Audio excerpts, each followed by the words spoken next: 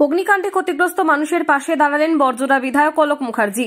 বৃহস্পতিবার সকালে তিনি পিংরুই গ্রামে গিয়ে ক্ষতিগ্রস্ত পরিবারটির সঙ্গে কথা বলেন এবং পাশে থাকার আশ্বাস দেন। উল্লেখ্য, গত বুধবার সন্ধ্যে 7:30 নাগাদ বাঁকুড়ার বরজোড়া ব্লকের মালিয়ারা গ্রাম পঞ্চায়েতের পিংরুই গ্রামের কাঁঠাল বাগানে স্থানীয় বাসিন্দা কার্তিক ধীবরের বাড়িতে ভয়াবহ অগ্নিকাণ্ডের ঘটনা ঘটে। স্থানীয় মানুষের চেষ্টায় রাত্রে আগুন নিয়ন্ত্রণে আসে। ওই ঘটনায় তার বাড়ির আসবাবপত্র সহ অন্যান্য ক্ষয়ক্ষতি হয়েছিল বলে ওই পরিবারটির তরফে দাবি করা হয়েছে। স্থানীয় বিধায়ক পাশে থাকায় তারা বিধায়ককে কৃতজ্ঞতা জানাচ্ছেন বলে জানিয়েছেন।